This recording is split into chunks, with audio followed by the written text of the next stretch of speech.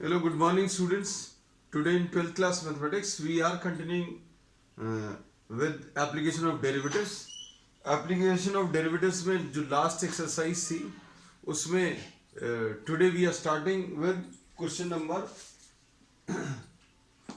24th. Question number 23 तक खत्म कर ली थी. Question number 24 से start कर रहे हैं. तो question number 24 देखो. This is an important question. Question number 24 देखो. Show that the right circular cone of least curved surface area. इसमें जो सबसे पहली चीज रिक्वायर्ड है लीस्ट कर्व्ड सरफेस एरिया, पहली चीज. और and given volume, volume given है, volume given of given volume, यानी ये कांस्टेंट रहेगा. ये कांस्टेंट रहेगा मतलब इसका जो डेरिवेटिव है बच्चों, इसका डेरिवेटिव जीरो आएगा. अगर कहीं पर जरूरत पड़े then this is constant. Constant है मतलब ये इसकी वैल्यू चेंज नहीं होगी. अब इसके बाद show that the right circular cone of least curved surface area and given volume has an altitude. अब इसमें जो प्रूव करना है that the altitude is, to prove that the altitude is root 2 times the radius. ये आपको prove करना है. अब इसको अगर सॉल्व करना है तो सॉल्व करने के लिए बच्चों अभी हम लोग क्या ले सकते हैं, we can consider volume.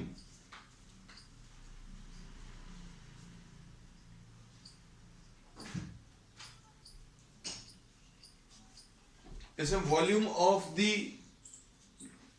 Given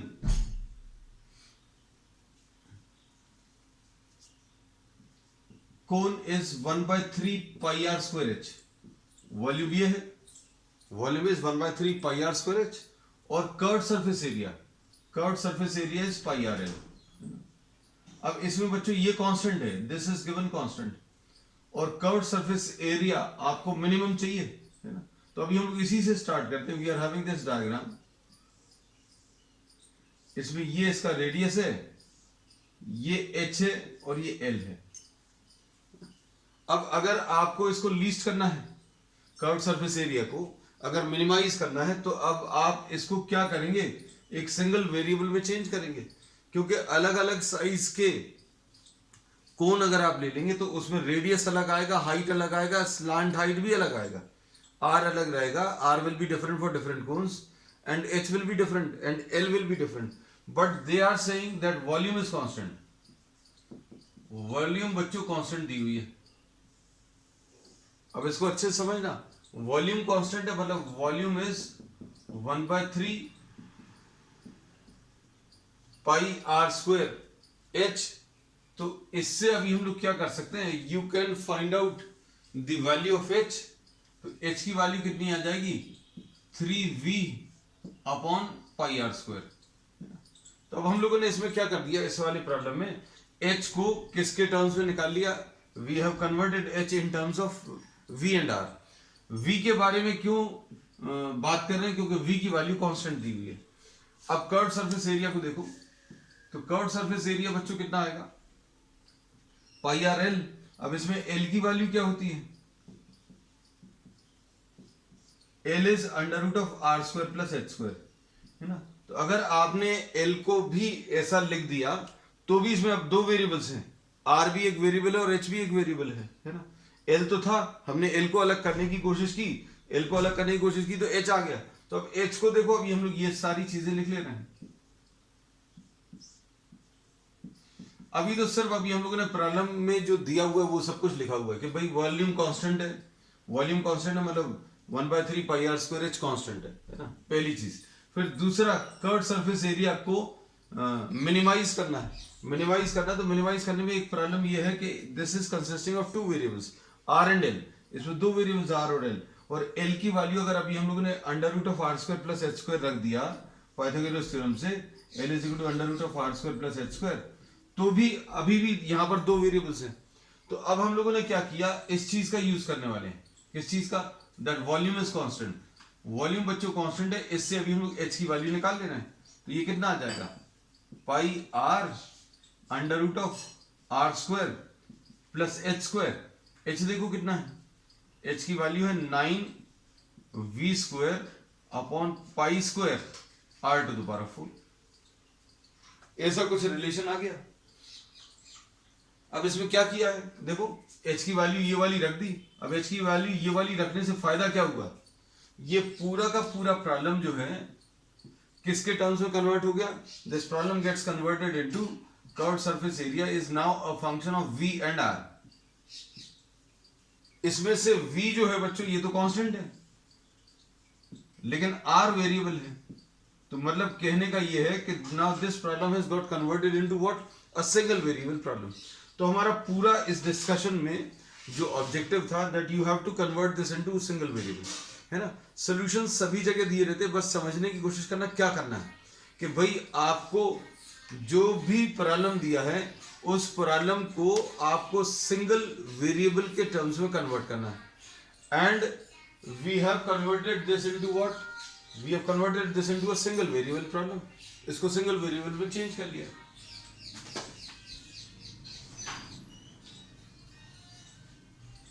अब सिंगल वेरिएबल में कन्वर्ट कर लिया, अब हम लोगों को क्या करना है, इसकी मिनिमम वैल्यू निकालनी है। तो पहला जो काम है प्रॉब्लम में वो तब खत्म हो जाता है when you convert the given problem into what, a single variable problem. अब आपको इसको इसकी कर्व्ड सरफेस एरिया की मिनिमम वैल्यू चाहिए। अब मिनिमम वैल्यू अगर चाहिए तो बच्चों इसका जो डेरिवेटिव है, derivative of the curved surface area with respect to the variable, ये निकालना पड़ेगा जो भी वेरिएबल हो, और ये वैल्यू इक्वल टू 0 रख लेना। तो अब इसमें देखो कर्व्ड सरफेस एरिया जो है ये कुछ ऐसा कॉम्प्लिकेटेड टाइप का रिलेशन दिया हुआ है, एक आर इधर है और अंदर बहुत सारे टर्म्स हैं।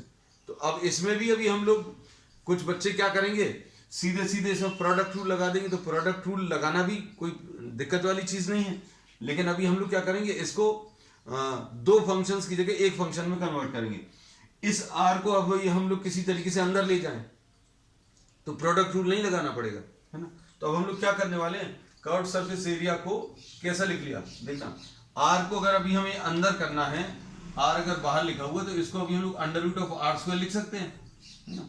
तो इसको अभी हम लोग कैसे लिखेंगे, pi under root of r square into r square plus 9v square upon pi square r to the power 4, ऐसा कुछ आ जाएगा। तो अब देखो धीरे धीरे चीजें जो है वो पता चलती जा रही कि अभी हम लोग क्या करने वाले हैं। तो ये कितना आ जाएगा, under root of r to the power 4 plus 9v square upon pi square r square, ऐसा कुछ आ गया। अब ये कर्व्ड सरफेस एरिया आ गया, सिंगल वेरिएबल में आ गया और सिंगल फंक्शन में आ गया। सिंगल फंक्शन में मतलब यहां पर क्या था, this was expressed as product of two functions, r और कुछ और भी लिखा हुआ था। तो प्रोडक्ट रूल लगाकर आप इसको देखकर बता सकते हैं, ये बहुत कॉम्प्लिकेटेड टाइप का रिलेशन आता है। Now this is a single variable. अब इसको single variable and single function, इसको आपको मिनिमाइज करना है। अब इसकी अगर आपको मिनिमम वैल्यू लेनी है तो इस कर्व्ड सरफेस एरिया की वैल्यू मिनिमम आनी चाहिए, है ना। अब इसकी मिनिमम वैल्यू के लिए सोच कर देखना, इसमें अगर हम इसको सिंप्लीफाई करें, ये वाला पार्ट अभी बच्चों अभी हम रब कर दे रहे हैं, ये डायग्राम वाला पार्ट है ना, क्योंकि इसकी अब शायद आगे जरूरत पड़ेगी तो फिर से रीड्रॉ कर लेंगे। और 1/3 पाई आर स्क्वायर ये सब कुछ लिखा हुआ है, we are rubbing this part also.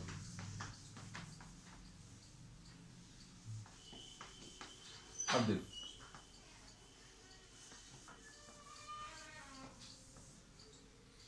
अब हम लोग यहां पर इसकी बात सॉल्व कर दे रहे हैं। इसमें कर्व्ड सरफेस एरिया जो बना वो कर्व्ड सरफेस एरिया कितना आ गया, pi under root of r to the power 4 plus 9v square upon pi square r square. अब हम लोग इसमें ये बोलते हैं कर्व्ड सरफेस एरिया जो है इस वाली वैल्यू के ऊपर डिपेंड कर रहा है, भाई इसकी मिनिमम वैल्यू चाहिए। अब इसकी मिनिमम वैल्यू अगर चाहिए तो अगर ये वाली क्वांटिटी मिनिमम आ जाएगी तो कर्व्ड सरफेस एरिया मिनिमम आ जाएगा। इसमें भी अभी हम आसान करने का तरीका बता दे रहे हैं, क्योंकि अगर आप इसका derivative with respect to r करोगे तो 1/2 रूट करके कुछ आएगा, उसकी भी जरूरत नहीं। So we are writing this as z, so c will be equal to pi under root of z लिख लिया, है ना। अब व्हेन जेड इज मिनिमम, जब जेड मिनिमम होगा तो कर्व सरफेस एरिया भी मिनिमम आएगा। क्यों? क्योंकि कर्व सरफेस एरिया किसके टर्म्स में एक्सप्रेस है? जेड के टर्म्स में। अब देखो, कहने का मतलब यह है कि हम सारी चीजों को आपको इसको आसान करते जा रहे हैं, क्योंकि प्रॉब्लम वैसे ही अपने आप में बहुत टफ है। जेड की वैल्यू बच्चों कितनी है? r⁴ plus 9v² upon π² r²। अब आपको इस z को मिनिमम करना है। तो देखो अभी हमने क्या किया है, इन पूरे स्टेप्स में हम लोगों ने इस प्रॉब्लम को बहुत सिंप्लीफाई कर दिया। जो अगर आप सोचकर देखो, this is a horrible looking expression, if you have to differentiate this, तो आपको इसको डिफरेंशिएट करने में दिक्कत जाएगी। लेकिन अभी हम लोगों ने इस प्रॉब्लम को थोड़ा सा सिंप्लीफाई कर दिया लॉजिक पर बेस्ड। और अभी हमने ये बोला कि भाई कर्व सरफेस एरिया अगर मिनिमम रखना है तो z को मिनिमम करना पड़ेगा, और z की वैल्यू अब हम लोगों ने लिख ली। बस अब आपको क्या करना है, dz/dr निकालना और इसको इक्वल टू 0 करना है। तो dz/dr निकाल लो बच्चों। dz/dr कितना आएगा? डेरिवेटिव इसका सॉल्व करने पर, इसका डेरिवेटिव सॉल्व करने पर बच्चों कितना आएगा? 4r³ इसका डेरिवेटिव r⁴ का, और प्लस 9v² अपॉन π², ऐसा कुछ है, और 1/r² है। तो बच्चों 1/r² का डेरिवेटिव अगर लेना है, ये अभी हम अलग से लिख दे रहे हैं, तो d/dr ऑफ r⁻² लिख लो। अब ये कितना आ जाएगा सॉल्व करने पर? -2 r⁻³ ऐसा कुछ आएगा सॉल्व करने पर। -2 नीचे आ गया, r⁻² -1, तो ऐसा कुछ आया। तो अभी हमने ये इसलिए लिख लिया क्योंकि इसमें स्टेप्स बच जाएंगी। तो ये कितना आ जाएगा डेरिवेटिव? 9v² अपॉन π², ये तो कांस्टेंट है। अब 1/r² का डेरिवेटिव लेना, तो 1/r² का डेरिवेटिव कितना आ जाएगा? -2/r³। बस अब आप इसको सिंप्लीफाई कर लो। ये सारे टर्म्स जो हैं सॉल्व करने पर 4r³ minus 18v² upon π² r³ equal to 0, ऐसा कुछ ले लो। ये dz/dr है बच्चों। तो इसको भी देखकर डर लग रहा है बहुत कि कितने बड़े बड़े इसमें टर्म्स आ रहे हैं। तो नथिंग टू वरी अबाउट, जो भी चीज दी है वो सॉल्व होंगी, डेफिनेटली सॉल्व होंगी। जब इन्होंने बोला है इतना सिंपल एक रिलेशन आ रहा, तो इतना ही सिंपल आएगा। तो अब देखो क्या आएगा, 18v² upon π² r³ is equal to 4r³, ऐसा कुछ आया। तो ये कितना आ जाएगा, 18 into v² will be equal to 4 π² r⁻⁶। अब देखो ये देखने में कितना बड़ा सा एक्सप्रेशन लग रहा है, लेकिन चिंता की कोई बात नहीं। v की वैल्यू तो मालूम है, v की वैल्यू रख लो इसमें।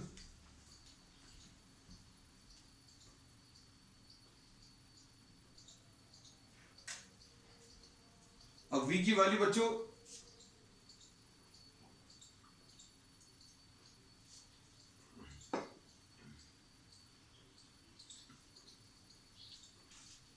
v की वैल्यू कितनी है, 1/3 πr²h। ये इसमें रखो, ये 18 लिखा है, v कितना है, ये 1/9,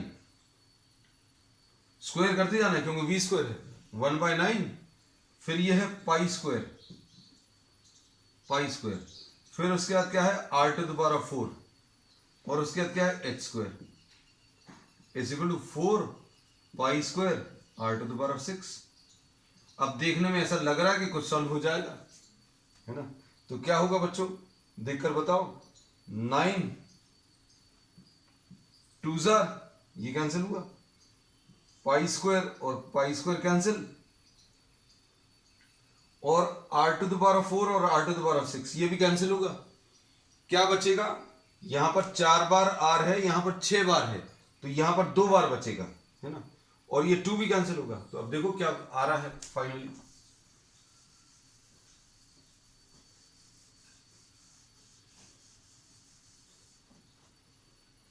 तो ये आ जाएगा बच्चों 2 r to the power of 4 into h square is equal to 4 r to the power of 6।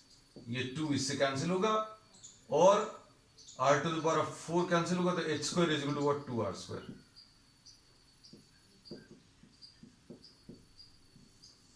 ये आ गया, यही रिलेशन चाहिए था, है ना। तो अब इसमें किसी भी चीज को कहने का मतलब ये है, किसी भी चीज को देखकर डरना नहीं, बस एक अप्रोच कि आप क्या कर रहे हैं वो मालूम होना चाहिए, है ना। तो अब इसमें क्या चीज दी हुई थी बच्चों, प्रॉब्लम को फिर से सम अप कर लें। Volume is equal to 1/3 pi r square h दिया था, ये कांस्टेंट है, मतलब अभी हम लोग इसी रिलेशन, जो भी चीज कांस्टेंट है उसका यूज करना है। किस में यूज करेंगे, इसका यूज करेंगे जो दूसरी रिक्वायर्ड कंडीशन है उसको सिंगल वेरिएबल में चेंज करने के लिए। Curve surface area pi r L आएगा, कोई दिक्कत नहीं है। पाई आर एल की वैल्यू रख ली √r² प्लस h स्क्वायर, फिर h की वैल्यू, अब ये r है ये r है, अब दो जगह r को, एक तो ऑप्शन ये है, किसी के मन में ये आ सकता था कि भाई आपने h की वैल्यू क्यों रखी, है ना, तो आप r की वैल्यू भी रख सकते हो, तो r की वैल्यू यहां भी रखनी पड़ेगी, यहां भी रखनी पड़ेगी, तो काम को कम करना है तो h की वैल्यू रख लो। h की वैल्यू कितनी आ जाएगी, 3v/πr², तो h की वैल्यू रख लो, रिकर्व सरफेस एरिया ऐसा कुछ आ गया। अब इसके बाद अभी हम लोगों ने ये बोला था इसमें कि ये एक r जो बाहर आ रहा है उसको अंदर, अभी हम लोगों ने स्क्वायर रूट के अंदर ले लिया, so that this converts into what, instead of product of two functions, हमने ये बोला था कि ये कैसा आया था, ये देखो ये r है और एक अंदर भी r वाले टर्म्स हैं, तो प्रोडक्ट ऑफ टू फंक्शंस लगाना हमें तो अच्छा नहीं लगता, हमने इस r को भी अंदर ले लिया, r को भी अंदर ले लिया, फिर अभी हमने इसको डिफरेंशिएट कर दिया, तो डिफरेंशिएशन अभी हमने आपको बता दिया, है ना। तो ये अभी हमने सिर्फ सम अप किया कि क्या चीज की हुई है। अभी इसमें एक चीज रह गई है मेन, कि भाई ये लीस्ट है, ये दिखाना है, मतलब मिनिमम है, तो मिनिमम दिखाने के लिए अभी आपको क्या करना पड़ेगा, आपको इसमें सेकेंड डेरिवेटिव जो है वो पॉजिटिव आना चाहिए। तो अब सेकेंड डेरिवेटिव देखो बच्चों, d2z/dr², यानी फिर से डिफरेंशिएट करो, फिर से डिफरेंशिएट करने में इसका डिफरेंशिएशन करना पड़ेगा, dz/dr तो है, तो कितना आ जाएगा 12r²। अच्छे देखना, बहुत सिंपल है, देखने में थोड़ा सा मुश्किल लग रहा है, -18v² इंटू 18v² है अपॉन π² है, और d/dr ऑफ 1/r³, तो इसको r⁻³ लिख लिया, तो यह आ जाएगा 12r² -18v² अपॉन π², और ये कितना आ जाएगा -3 r⁻⁻⁴, है ना। तो इसको अभी हम क्या लिख लेंगे, 12r² और ये माइनस और माइनस मिलके प्लस हो जाएगा, प्लस 54v² अपॉन π² r⁴, ऐसा कुछ आ जाएगा। तो अब इसको देखकर क्या बोल सकते हो बच्चों, इसमें आप v की वैल्यू रखो, r की रखो, जो भी रखो, है ना, r की वैल्यू अगर आप रख रहे हो, कुछ भी रखोगे, तो इसका आंसर नेगेटिव कभी नहीं आएगा, इसका answer will always be positive. सोचकर देखो क्यों, r की नेगेटिव वैल्यूज तो होंगी नहीं, मतलब r पॉजिटिव है, r पॉजिटिव, वॉल्यूम वो भी पॉजिटिव है, तो ये सारे इसमें कहीं पर माइनस साइन तो है नहीं, so this will always be positive. तो अगर ये पॉजिटिव है, therefore this curved surface area जो अभी हम लोगों ने निकाला वो कैसा रहेगा, लीस्ट रहेगा। So this was an important question. Application of derivatives में ये दो प्रॉब्लम्स हैं जो सबसे ज्यादा लेंथी है ना, एक ये वाला और इसका एक नेक्स्ट। तो अब नेक्स्ट क्वेश्चन बच्चों अभी हम लोग ले ले रहे हैं।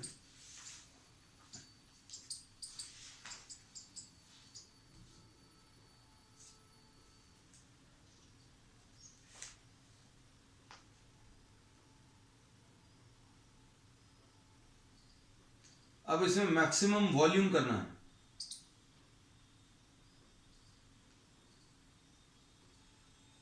show that the semi vertical angle of the cone of maximum volume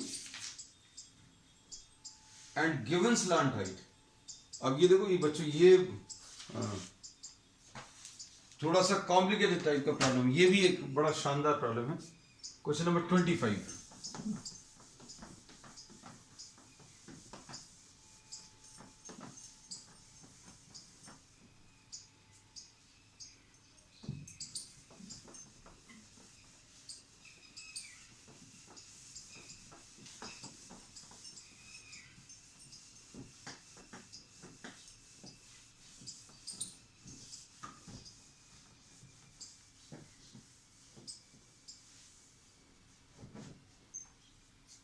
question number 25 देखो बच्चों।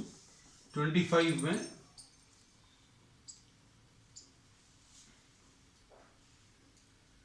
Show that the semi vertical angle, show that the semi vertical angle of cone of maximum volume, volume बच्चों maximum करना है, maximum volume, ये ऐसा बोला है। फिर उसके बाद given slant height, slant height given है। अब जो भी चीज गिवन है वो कांस्टेंट है, बस ये याद रखना, ये सबसे ज्यादा इंपॉर्टेंट है इन प्रॉब्लम्स से, एल कांस्टेंट। और ये प्रूव करना है, to prove that the semi vertical angle, the semi vertical angle is tan inverse √2।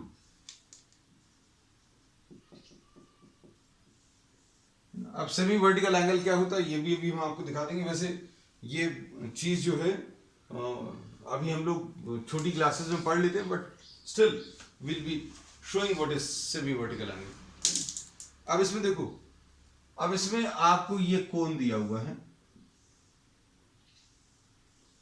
अब इस कोण में ये कुछ सेमी वर्टिकल एंगल ये निकालना है। तो मतलब अब इस एंगल का तो यूज करना ही करना है, मतलब ये रिलेशन में आना चाहिए, है ना। अब एक अप्रोच तो ये है कि अभी आपको इस अल्फा का यूज करना है, तो ये अल्फा किसी ना किसी तरीके से आपके एक्सप्रेशन में आना चाहिए। अब किसके एक्सप्रेशन में आना चाहिए? वॉल्यूम जो है 1/3 πr² है ना।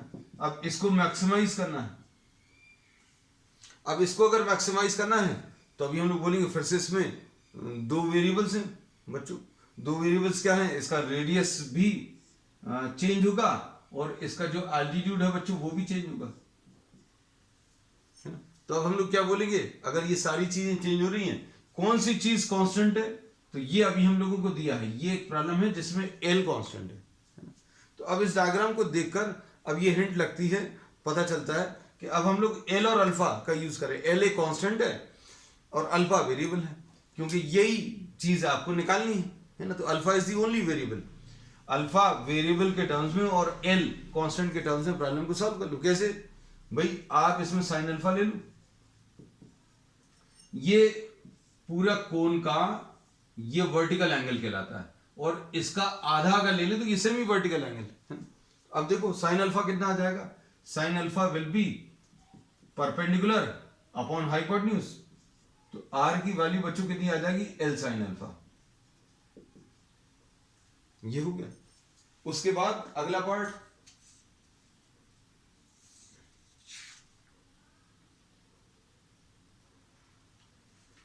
उसके बाद नेक्स्ट पार्ट क्या है बच्चों? इसमें कॉस अल्फा ले लो। Cos alpha will be base upon hypotenuse. Base h है तो एच की वैल्यू एल कॉस अल्फा। तो वॉल्यूम क्या आ जाएगा? वॉल्यूम इज 1/3 πr², यानी L² sine square alpha into h. H कितना है? L cos alpha. तो ये आ जाएगा 1/3 πL³ sine square alpha into cos alpha, ऐसा कुछ आ गया। तो अब हम लोगों को ये पता चल गया कि वॉल्यूम जो है किसके टर्म्स में, हम लोगों ने वॉल्यूम एक्सप्रेस कर लिया इन terms of L and alpha. L और अल्फा के टर्म्स में एक्सप्रेस करने में फायदा क्या है बच्चों? देखो एल तो कांस्टेंट है, मतलब जब आप इसका डेरिवेटिव लोगे तो एल तो आने वाला नहीं है। एल आएगा मतलब ये कांस्टेंट है, बाहर चला जाएगा। तो सिर्फ यहां पर कौन से वाले टर्म्स आ रहे हैं, अल्फा वाले टर्म्स। तो अब हम लोग इसमें क्या कहते हैं कि अब हमारा काम पिछले प्रॉब्लम से तो ज्यादा आसान है, क्योंकि उसमें बहुत सारी स्टेप्स करनी पड़ी थी, तब अभी हमें एक ऐसा एक्सप्रेशन मिला था जिसको अभी हम लोग डिफरेंशिएट कर पाए थे। तो अब इसको डिफरेंशिएट करना है। We have converted this entire problem in terms of what, in terms of alpha, है ना। तो सेमी वर्टिकल एंगल को अभी हम लोगों ने अल्फा ले लिया, तो अल्फा की वैल्यू tan इनवर्स 2 प्रूव करनी है। तो अब देखो इसमें क्या कह सकते हैं, dv by d alpha is equal to 0 लेना। अब dv by d alpha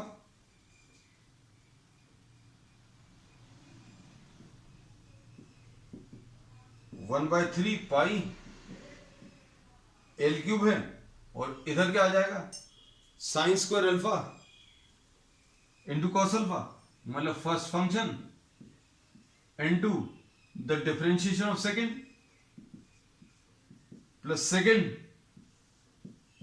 into differentiation of first, यह आ जाएगा 1/3 पाई एल क्यूब, ये minus sine cube alpha into minus sine cube alpha plus 2 sine alpha into cos square alpha, ऐसा कुछ आएगा। अब इसमें ये चीज, ये देखो इसको अच्छे समझ लेना, ये second function into differentiation of first, तो ये बच्चों ये बनना चाहिए, है ना। ये तो डिफरेंशिएशन पूरी अभी हम लोग करके आ गए हैं, तो ये इतना आइडिया अभी हम लोगों को रहना चाहिए कि इसको डिफरेंशिएट कैसे करते हैं। 2 sine alpha into cos alpha, ऐसा कुछ आएगा। अब इसको सॉल्व कर लो, ये कितना आ जाएगा 1/3 pi l cube into minus sine cube alpha. अब इसमें से तो कुछ कॉमन निकल रहा है क्या, हाँ कॉमन ले सकते हैं, sign alpha into minus sine square alpha plus 2 cos square alpha, ऐसा कुछ आ जाएगा। अब फॉर मैक्सिमम वॉल्यूम, वॉल्यूम अगर आपको बच्चों इसका मैक्सिमम करना है तो अभी हमें क्या करना पड़ेगा, dv बाई डी अल्फा जो निकाला है उसको इक्वल टू 0 कर दो। तो dv बाई डी अल्फा को अगर आप 0 करोगे तो ये कितना आ जाएगा 1/3 pi l cube into sine alpha into 2 cos square alpha minus sine square alpha equal to 0। तो अब इसमें ये तो 0 नहीं होगा, मान लीजिए कुछ नंबर्स मल्टीप्लाइड है, 1/3 है, पाई है, एल क्यूब और साइन अल्फा और ये सारी चीजें, इन सबको अगर मल्टीप्लाई करने पर 0 आ रहा है तो ये तो 0 नहीं होंगे, ये 0 नहीं होगा, ये भी 0 नहीं होगा।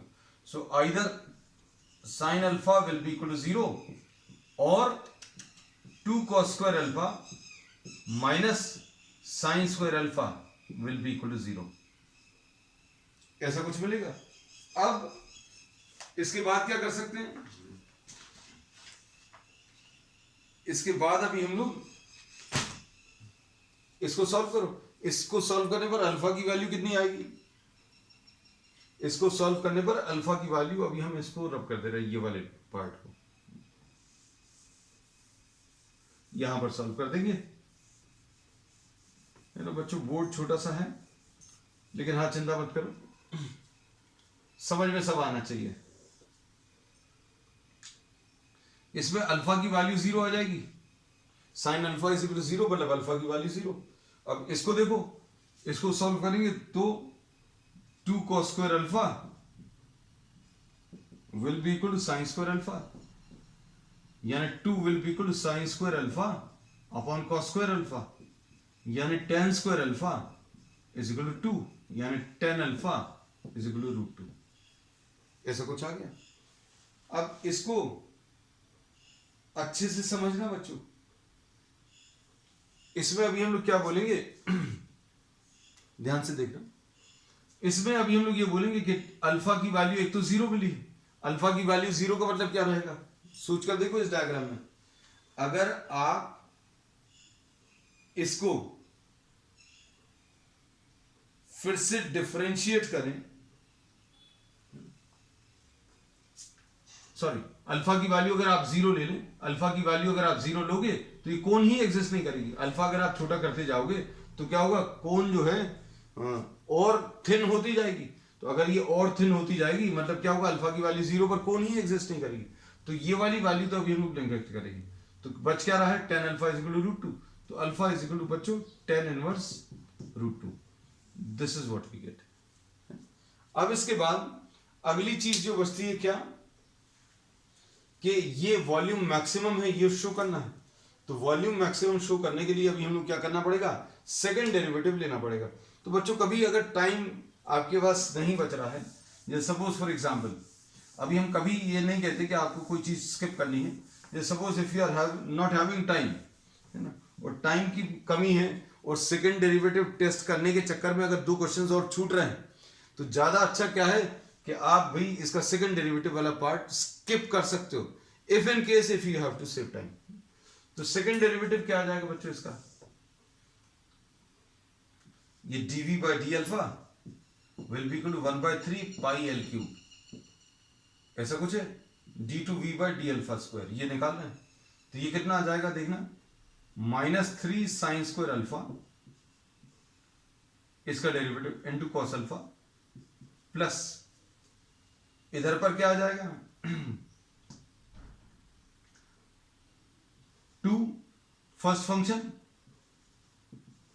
Into derivative of second, derivative कितना आ जाएगा 2 cos alpha into minus sine alpha. Most of the books में बच्चों ये इस पर्टिकुलर प्रॉब्लम का सेकंड डेरिवेटिव जो टेस्ट है वो स्किप किया हुआ है, क्योंकि लेंथी है ना, इट विल टेक टाइम। और 2 कॉस स्क्वायर अल्फा ये लिखा हुआ है इनटू साइन अल्फा का डेरिवेटिव कितना आ जाएगा कॉस अल्फा। तो ये आ जाएंगी वैल्यूज। अब इसमें अभी हम लोग क्या करेंगे, अगर आपको इसको सॉल्व करना है, अब चूंकि सारी चीजें तो हो गई, मेन जो प्रूव करना था वो हो गया।